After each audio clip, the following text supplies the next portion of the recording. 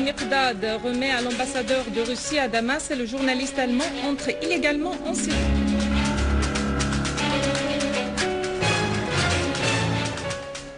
Nouveau round pour parler jeudi prochain à Londres entre les États-Unis et la Russie sur la crise en Syrie.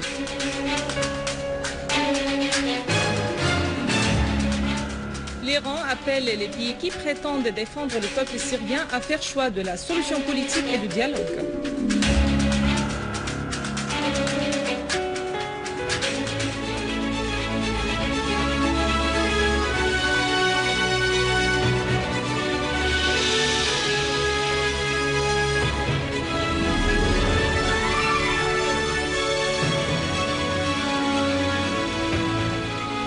Mesdames et messieurs, bon après-midi et merci d'être avec nous. Le vice-ministre des Affaires étrangères et des expatriés, Faisal Al-Miqdad, a remis à l'ambassadeur de Russie à Damas, Azamatullah Kolmohammadov, le journaliste allemand Belly Six, entré en Syrie d'une manière illégale. Au cours d'une conférence de presse en présence de l'ambassadeur de Russie à Damas et des journalistes, le vice-ministre des expatriés Faisal Al-Miqdad a affirmé que la Syrie avait octroyé à tous les journalistes des visas d'entrée en Syrie pour couvrir les événements d'une façon objective et en toute légalité. Al-Miqdad a précisé que pour le gouvernement syrien, l'avis des journalistes est le premier critère dans le dossier des journalistes. Le second critère est le respect minimum de la neutralité de la part de ces journalistes, ainsi que l'objectivité des informations qu'ils transmettent à leurs médias sans recherche de la propagande et des mensonges.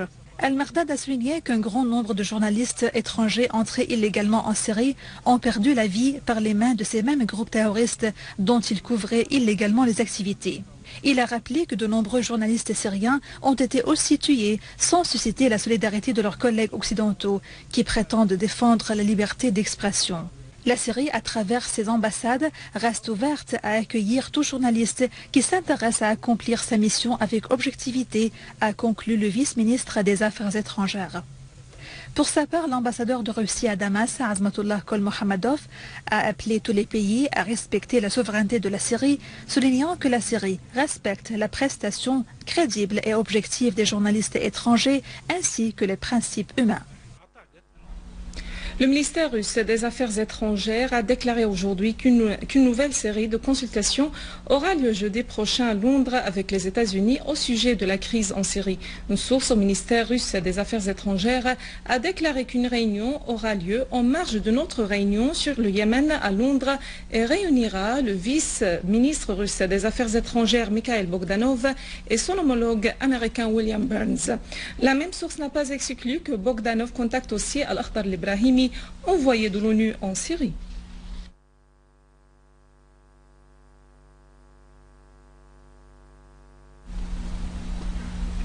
Le délégué permanent de la Russie auprès des Nations Unies, Vitaly Churkin, a exprimé à New York l'inquiétude de son pays de la dernière décision de Washington d'accorder une aide financière à l'opposition armée en Syrie d'un montant de 60 millions de dollars. Dans une conférence de presse tenue hier au siège des Nations Unies, Churkin a indiqué que la décision de Washington nous éloigne du chemin aboutissant à un dialogue entre le gouvernement et l'opposition en Syrie. Le délégué permanent russe a ajouté qu'une nouvelle série de consultations entre son pays et les États-Unis sur la crise syrienne aura lieu pour discuter des différences substantielles de point de vue entre la Russie et les États-Unis à cet égard. Le ministre iranien des Affaires étrangères, Ali Akbar Salehi, a appelé les organisations internationales, notamment l'ONU, et les pays concernés à assumer leurs responsabilités pour trouver une solution politique à la crise en Syrie. Dans une lettre adressée au secrétaire général de l'ONU, Salehi a condamné les attentats terroristes ayant visé récemment des civils en Syrie, tout en soulignant la nécessité d'une condamnation onusienne de ces attentats terroristes. L'Iran estime que la poursuite de la violence et des explosions aveugles en Syrie entrave la solution politique à la crise et montre l'impuissance de certaines parties qui cherchent à déstabiliser la Syrie pour réaliser leurs propres intérêts, a fait noter Salehi. Elle a de même dénoncé la politique de double standard adoptée par l'administration américaine tout en signalant le rejet par Washington de condamner les attentats terroristes en Syrie. Pour sa part, le porte-parole du ministère iranien des Affaires étrangères, Ami Maman Parast, a affirmé que le choix politique est fondamental pour résoudre la crise en Syrie. Lors d'une conférence de presse tenue aujourd'hui, Maman Parast a affirmé qu'instaurer le dialogue national entre le gouvernement et l'opposition est un choix fondamental pour toutes les parties. Elle a ajouté: nous devons soutenir le peuple syrien en réalisant l'arrêt de la violence et entamant le dialogue national afin de créer les conditions appropriées pour des élections organisées par un gouvernement de transition capable de répondre aux aspirations du peuple syrien. Maman Parast a précisé que tous les pays qui prétendent soutenir le peuple syrien doivent recourir à des solutions politiques et arrêter leur soutien aux groupes terroristes armés. Maman Parast a enfin insisté que la communauté internationale doit encourager ce dialogue national et appeler toutes les parties sans exception à entamer ce dialogue.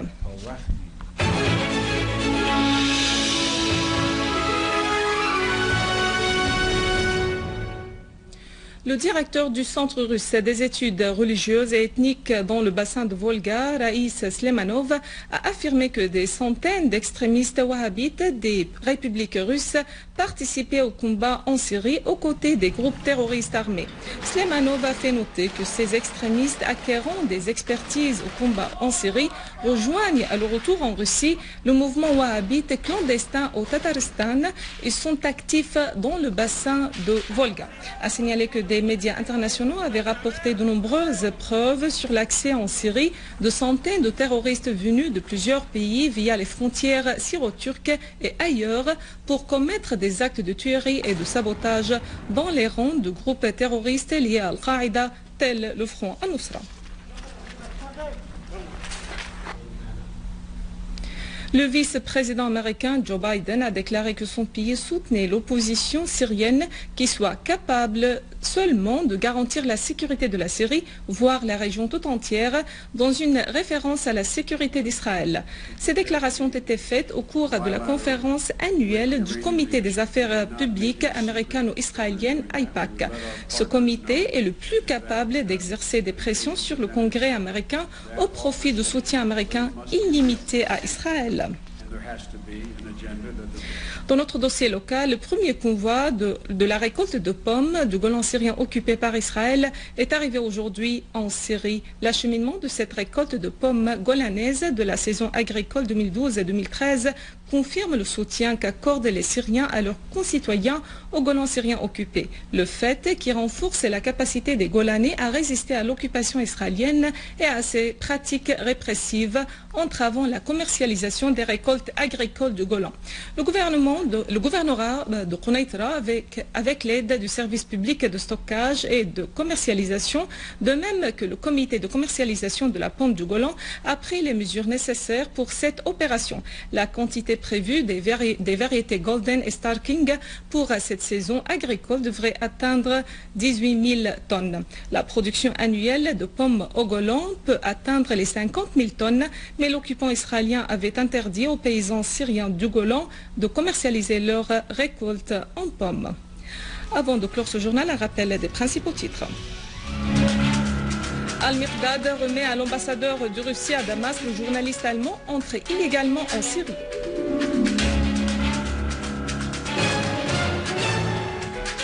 Nouveau round pour parler jeudi prochain à Londres entre la Russie et les États-Unis sur la crise en Syrie.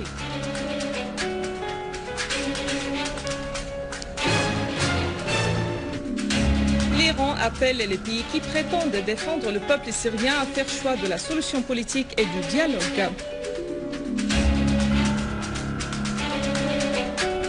Mesdames et messieurs, c'est la fin de notre édition. Pour la revoir, visitez notre site web syrienonline.sy. Merci à vous, merci à toute l'équipe de rédaction et de technique. Au revoir.